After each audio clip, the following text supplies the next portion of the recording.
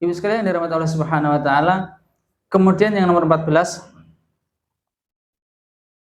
dengan menuntut ilmu kita akan berpikir yang baik, benar, berpikir yang baik dan benar, mendapatkan pemahaman yang benar dan dapat mentadabburi ayat-ayat Allah Subhanahu wa taala. Sampai-sampai Umar bin Abdul Aziz rahimahullah mengatakan memikirkan nikmat-nikmat Allah termasuk ibadah yang paling utama. Memikirkan nikmat-nikmat Allah adalah termasuk ibadah yang paling utama. Ya, berarti orang ini benar-benar mengagungkan Allah Subhanahu wa taala, dan di antara nikmat Allah adalah kita diberi pemahaman. Kita diberi pemahaman tentang mana tauhid, mana syirik, mana ibadah, mana maksiat, mana pahala, mana dosa. Coba kalau tidak tahu mana pahala, mana dosa, semua diterjang, tidak tahu mana tauhid, mana syirik, datang ke kuburan karena ini menjelang apa? Ramadan, ruah ngirim arwah, bener, tapi ternyata sampai harus ke luar kota, ziarah ke makam-makam dengan ngalap berkah katanya. Nanti kalau ke sana berkahnya berbeda dengan ketika kita ziarah ke makam kampung kita sendiri. Nah, ini karena ilmunya tidak sampai dan lain sebagainya. Tidak ada sesuatu yang lebih bermanfaat bagi hati daripada membaca Al-Quran dan mentadabburi serta mentafakuri. Ya, ternyata karena kita sudah tahu bersama Al-Quran adalah disebut Al-Karim, kitab yang paling mulia. Nggak ada yang lebih mulia daripada Al-Quran, karena Al-Quran diturunkan oleh Allah Subhanahu wa taala yang Allah Al-Karim, Maha Mulia. Al-Quran diturunkan kepada Nabi Muhammad SAW, Nabi paling mulia, melalui malaikat Jibril, malaikat yang paling mulia. Artinya orang yang mempelajari Al-Quran, mentadabburi Al-Quran, menghafal Al-Quran, dialah orang yang paling mulia. Namun tidak sedikit saudara-saudara kita tidak terusik sama sekali hatinya ketika tidak bisa membaca Al-Quran, ketika tidak pernah mentadabburi Al-Quranul Karim. Nah, ini sangat disayangkan sekali, dan ini adalah kedudukannya. Dan Al-Quranul Karim yang kita disuruh untuk mentadabburinya, yang menjadikan kita supaya takut kepada Allah Subhanahu wa taala, juga ada rasa berharap kepada Allah Subhanahu wa taala, dengan tumbuhnya rasa cinta kepada Allah Subhanahu wa taala. Sehingga orang yang paling mentadabburi Al-Quran, mereka adalah orang yang paling rindu kepada Allah Subhanahu wa taala. Sebagaimana yang dulu pernah kita ceritakan ketika Abu Bakar Siddiq menangis mendengarkan sabda Nabi sallallahu alaihi wasallam, yakni ada seorang hamba untuk memilih antara dua pilihan, apakah ingin diberikan oleh Allah kemampuan untuk beramal terus, atau memilih untuk berada di sisi Allah Subhanahu wa taala. Maka orang itu memilih yang kedua, yakni segera berada di sisi Allah Subhanahu wa taala. Artinya Nabi Muhammad segera ingin, rindu sekali menghadap pada Allah Subhanahu wa taala, sehingga Abu Bakar pun menangis. Artinya bahwa Abu Bakar akan berpisah dengan Muhammad SAW. Itulah tanda orang yang robbani. Dia cinta dan rindu kepada Allah Subhanahu wa taala. Menjadi pertanyaan kita, Bapak Ibu, kalau ditanya seperti itu, milih mana, Bapak? Segera malaikat maut menjemput atau masih diberi umur untuk beribadah? Itu pilihannya untuk beribadah loh, Bu. Bukan untuk kaya, untuk foya-foya, tidak. Tapi masih diberi umur untuk beribadah, atau memilih segera berada di sisi Allah Subhanahu wa taala. Nah, Ini pertanyaan kita nih. Nggak usah dijawab, Bu. Insya Allah kita udah tahu masing-masing. Insya Allah. Nah, begitu ternyata kita harus banyak introspeksi dan banyak harus belajar dan harus banyak terus mengupgrade diri. Mengupgrade apa nggih? Memperbaiki diri kita. Yang mana sehari-hari mungkin ya Allah kita tuh sudah enjoy dengan dunia kita gitu. Tetapi Masya Allah ternyata masih banyak harus kita pelajari. Ya, sampai ini, seandainya manusia mengetahui apa yang terdapat dalam baca Al-Quran dengan tadabbur, maka ia akan lebih menyibukkan diri dengannya daripada selainnya. Nah, apabila ia melewati ayat yang dibutuhkannya untuk mengobati hatinya, karena Al-Quran itu termasuk sifat obat. Jadi orang yang membaca Al-Quran mentadaburi, Masya Allah, ketika sampai ayat-ayat yang menyentuh hatinya, ya, maka ia akan mengulang-ulangnya sampai terus menerus, sampai meskipun sampai 100 kali dan tidak akan pernah bosan walaupun ia menghabiskan satu malam. Jadi ini dilakukan oleh para salaf seperti itu, membaca Al-Quran sampai ayat yang menyentuh hatinya ia akan ulang-ulang, jadi nggak bosan. Apalagi menyepelekan ayat, udah hafal kok, sudah pernah baca kok, sudah pernah mendengar tafsirnya atau membaca tafsirnya. Tidak, para ulama, para salaf mengulang-ulang. Membaca Al-Quran dengan memikirkan dan memahaminya lebih baik daripada membacanya sampai khatam tanpa mentadaburi dan memahaminya. Lebih bermanfaat bagi hati dan lebih membantu untuk memperoleh keimanan dan merasakan manisnya Al-Quran. Membaca Al-Quran dengan memikirkannya adalah pokok kebaikan. Ini ada di dalam Al-Ilmu Fadlul Wasafrohu. Nah, jadi mentadaburi, mungkin kita tidak bisa membaca langsung, misalkan baca ayat tidak langsung tahu artinya, mungkin bisa per ayat kita baca artinya, atau per ain ya, atau per ruku kita baca artinya, dan memang membutuhkan waktu, Bu. Baca Al-Qur'annya. Yang baca Al-Qur'annya masih terbata-bata, apalagi setengah jam sendiri baca satu ain misal. Kemudian membaca artinya. Nih. Bagus lagi membaca tafsirnya. Itu butuh waktu, tidak cukup setengah jam, 1 jam atau 2 jam. Dan ini butuh kesabaran. Dan kesabaran akan bisa terasa mudah jika orang itu sudah bisa merasakan manisnya membaca dan mentadabburi Al-Quran.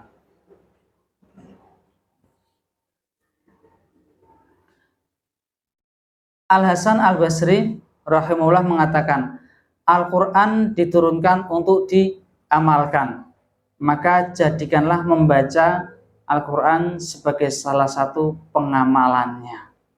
Nah, jadi Al-Quran itu untuk diamalkan, dan diantara amalannya adalah membaca Al-Quran.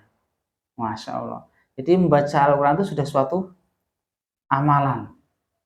Kemudian mengamalkan kandungan-kandungan Al-Quran juga suatu amalan lagi. Nah, jadi membaca, mengamalkan, dan terlebih lagi tadi mentadaburi, masalah, maka akan mendapatkan manisnya Al-Quran, insya Allah.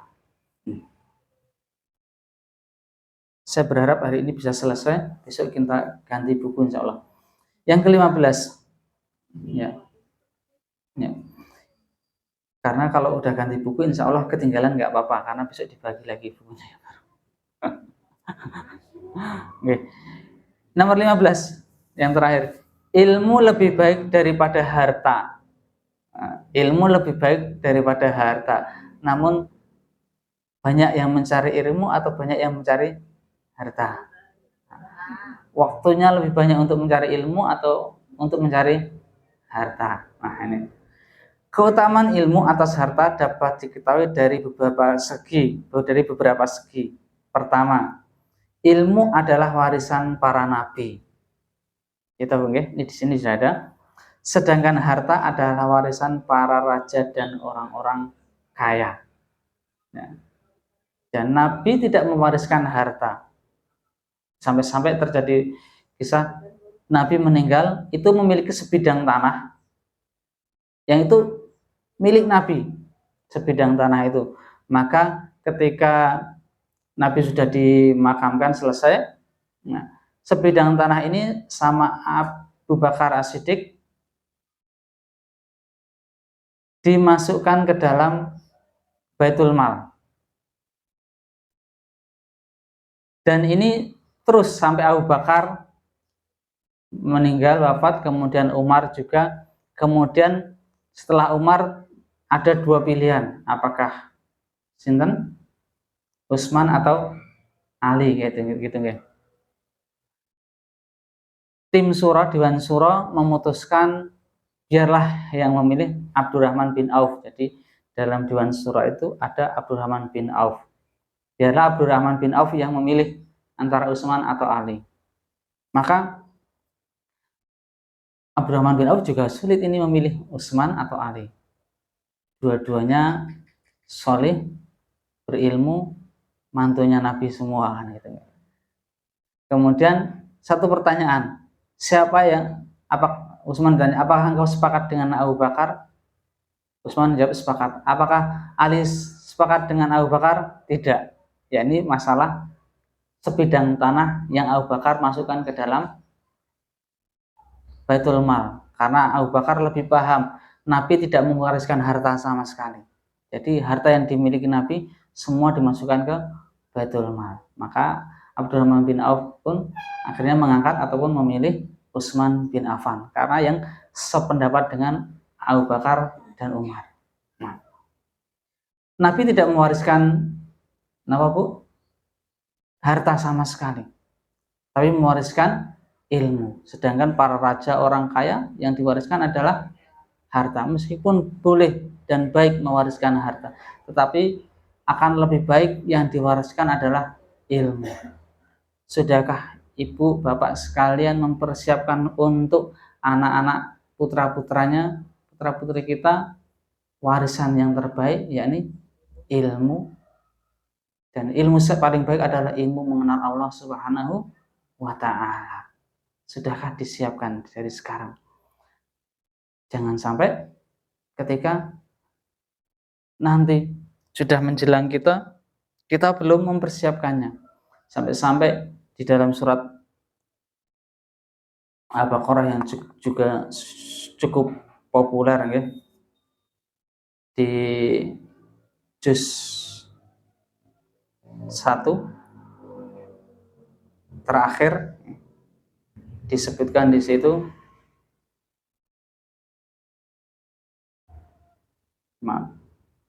tentang Nabi Ibrahim alaihissalam dan anak keturunannya.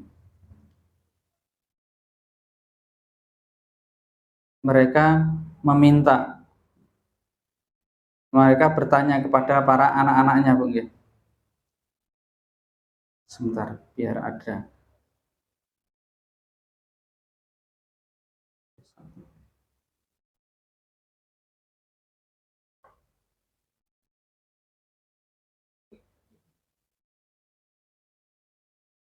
Ayo pinter, ada yang tahu?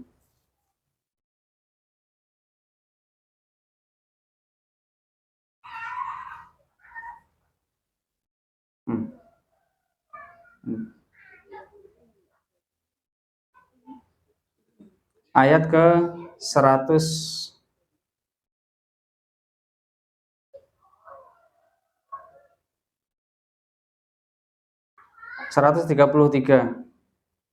Am kuntum syuhada'a id hadara Yaqubal maut. Apakah kalian menyaksikan ketika datang kematian Yakub? 133. Id qala li banihi ma ta'buduna mim ba'di. Ketika hadir untuk anak-anak, ketika dihadirkan anak-anaknya, maksudnya ketika Yakub akan meninggal, maka ditanyakan kepada anak-anaknya, ma ta'buduna mim ba'di, apa yang akan engkau sembah setelahku? Ini Yakub bertanya kepada anak-anaknya ketika akan meninggal, siapa yang akan kau sembah? Oke.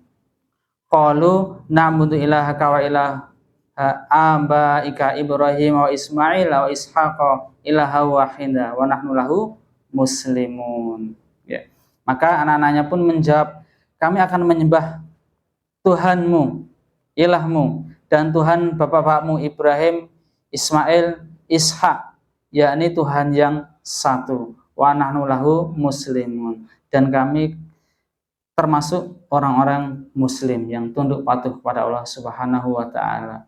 Nah, seorang nabi saja ketika akan meninggal itu yang dikhawatirkan adalah agamanya, bukan harta.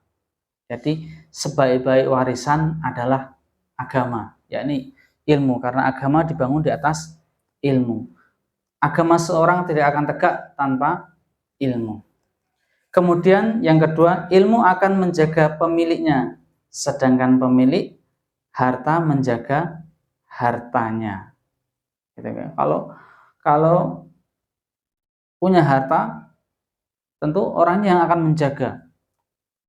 Masukin ke brankas, masukin lemari masih dikunci, digembok, masukin kamar masih digembok kamarnya. Nah, kemudian rumahnya masih dikunci, digembok, masih di gerbangnya masih digembok lagi. Coba gemboknya itu hilang semua, aduh, kuncinya hilang semua, bingungan gitu ya. Sampai segitunya harus menjaga hartanya, apalagi ditinggal pergi kan gitu ya. Bagaimana, khawatir. Beda dengan ilmu, sehingga ilmu akan menenangkan jiwa, sedangkan harta tidak akan menenangkan jiwa. Kemudian yang ketiga, ilmu adalah penguasa harta, sedangkan harta tidak berkuasa atas ilmu. Ya. Yang keempat, harta akan habis dengan dibelanjakan, sedangkan ilmu bertambah jika diajarkan. Ya, jadi ibu-ibu itu mengajarkan ilmu nggak akan berkurang, tapi kalau harta dikasihkan secara matematika akan berkurang. Sehingga mengajarkan tentu saja harus dengan mengamalkannya, ya. Karena Nabi Muhammad SAW bersabda, "Matsalul ladzi yu'allimun nasul khaira wa yansa nafsahu hamalis sirati yudhi unnasa wa yahrifu nafsahu." Perumpamaan orang yang mengajarkan ilmu tetapi dia tidak memperhatikan dirinya, maksudnya tidak mengamalkannya, bagaikan lilin yang menerangi sekitarnya tapi dirinya sendiri terbakar.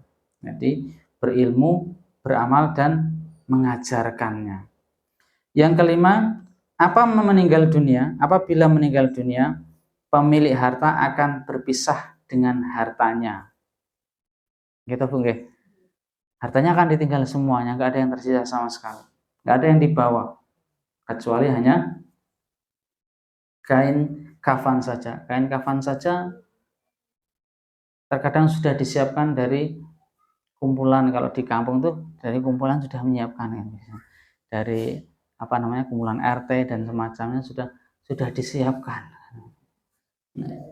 Jadi nggak bawa sama sekali. Kain kafan ini nenukoke kan. Insyaallah.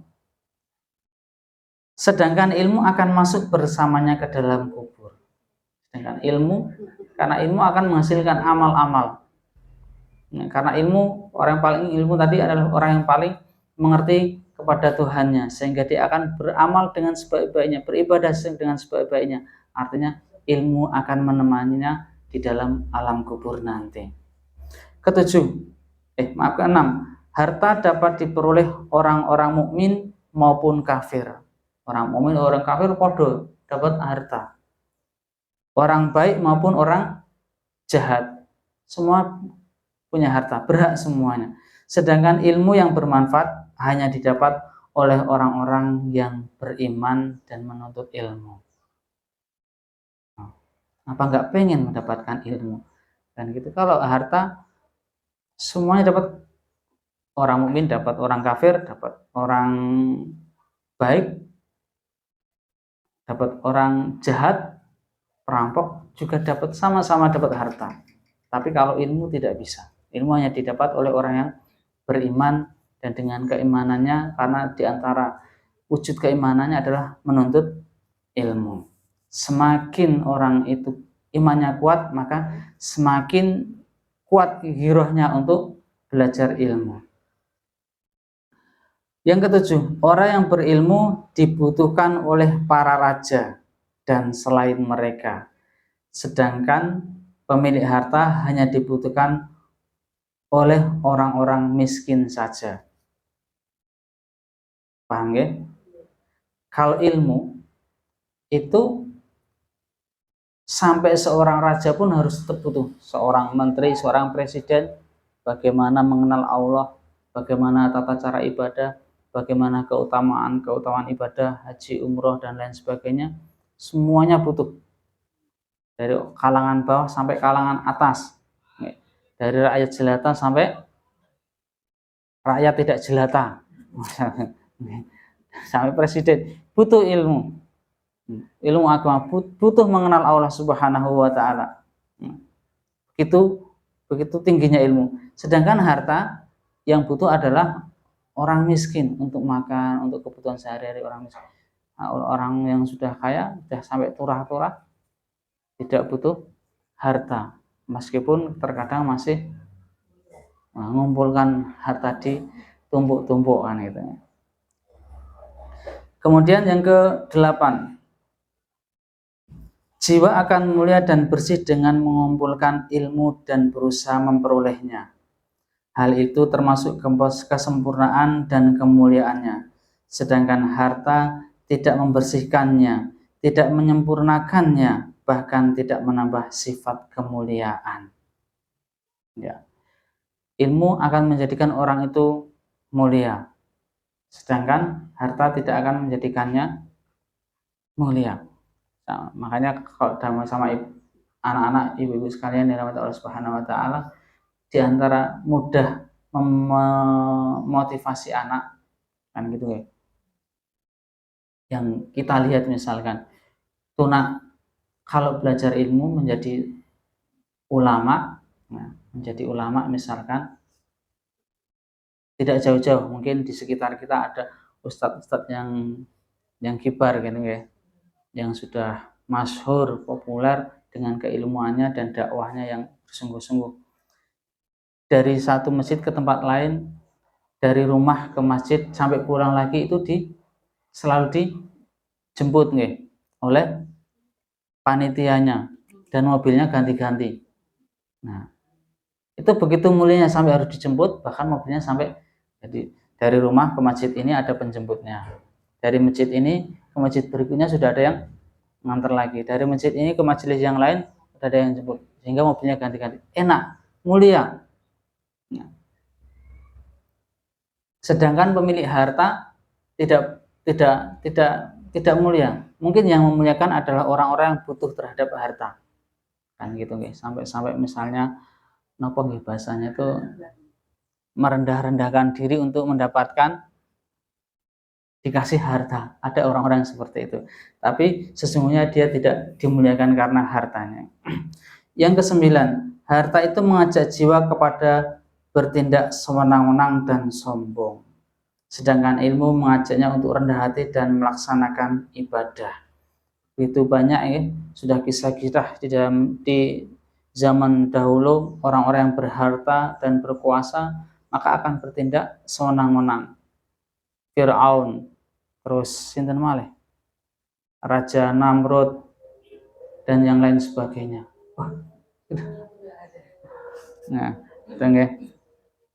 namun dengan ilmu akan menjadikannya dia rendah hati, meskipun berharta. Sinten Bu?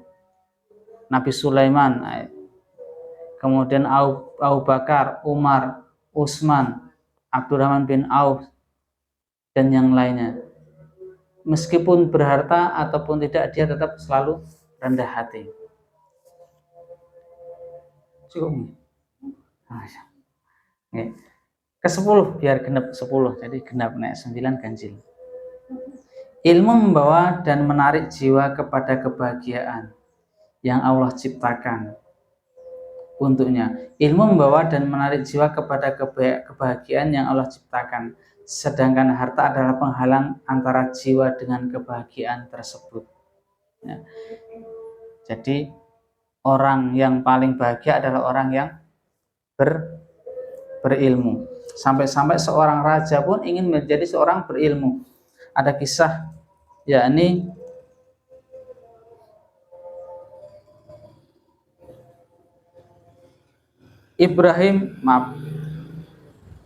Muhammad bin Salam al-Jumahi. Muhammad bin Salam ini bertanya kepada seorang raja, seorang khalifah Abbasi al-Mansur, "Wahai khalifah, adakah yang belum engkau dapatkan kebahagiaan?" Gitu ya. Muhammad bin Salam ini seorang ulama juga. Maka sang raja ataupun khalifah itu menjawab, "Ada satu yang belum aku dapatkan." Apa itu? Aku duduk di kursi, yakni kursi orang-orang pengajar ilmu, kemudian orang-orang duduk mengitariku, kemudian menulis. Setelah itu menteri-menterinya itu mengundang anak-anaknya untuk duduk melingkar di tempat duduknya Khalifah Al-Mansur ini. Maka Al-Mansur pun menjawab, bukan orang-orang yang seperti ini yang aku inginkan, tapi yang aku inginkan adalah orang-orang yang datang ingin mencatat ilmu hadis, yang mereka dengan pakaian lusuh, kusut. Karena zaman dulu itu Ibu, kalau penuntut ilmu itu datang tuh dengan pakaian yang kusut karena perjalanannya jauh. Imam Bukhari itu dari mana? Mesir ke Baghdad, ke Madinah, kemana-mana kan. Pakainya lusut sampai mungkin kelihatan sekali perjalanannya jauh. Wah, kalau kita insya Allah datang tuh ndiding yuk. Ndiding apa ndiding? Necis gitu. Itu Al-Mansur pun sampai mengatakan gitu, bukan seperti ini kebahagiaan yang aku inginkan. Maksudnya dia itu ingin menjadi seorang ulama, mengajarkan ilmu, kemudian orang-orang ya dari tempat-tempat jauh itu datang untuk menulis ilmunya kan gitu. Seperti ulama-ulama yang kita ketahui seperti Imam yang empat, Imam Bukhari dan yang lain sebagainya. Jadi berbahagialah ibu-ibu sekalian, bapak-bapak sekalian, yang kita punya jadwal ngaji, itu tidak bisa didapatkan kebahagiaannya kecuali orang-orang yang beriman dan menuntut ilmu. Orang-orang kaya sekali berkhalifah, presiden, raja pun tidak bisa mendapatkan kebahagiaan ini. Maka ada riwayat mengatakan ilmu tidak bisa didapatkan meskipun harus menghunuskan pedang. Artinya kalau harta itu bisa didapatkan dengan mengacungkan pedang. Misalkan nodong. Misalkan ada si Fulan A punya harta, si B pengen ngerampas, gitu Pak. Dihunuskan pedang bisa dikasihkan hartanya. Tapi kalau nikmat iman, nikmat ilmu itu tidak bisa. Coba ada seorang ingin nikmat kita ini, nikmat kita duduk majelis ini, meskipun kita ditodongin pedang, nggak bisa nikmatnya ini dikasihkan ke orang tersebut. Nikmat manisnya iman, manisnya bermajelis ini tidak bisa dikasihkan ke siapa-siapa. Itulah kemuliaan orang-orang yang menuntut ilmu, orang-orang yang mempelajari ilmu syar'i. Semoga bermanfaat. Sebenarnya masih banyak, tapi karena kita terlambat memulainya, bukan karena waktunya yang terbatas. Ya, mohon maaf sekali. Semoga yang sejenak ada yang mau ditanyakan? J. Kalau yang dimaksud di sini ilmu agama. Nggih. Ada yang bilang ilmu tidak hanya ilmu agama. Nggih. Ilmu agama ataupun ilmu yang lainnya gitu nggih, seperti kedokteran dan lain sebagainya. Nggih. Jadi kedudukannya begini. Ilmu syar'i itu wajib ain, Bu. Wajib ain. Jadi setiap orang harus berilmu.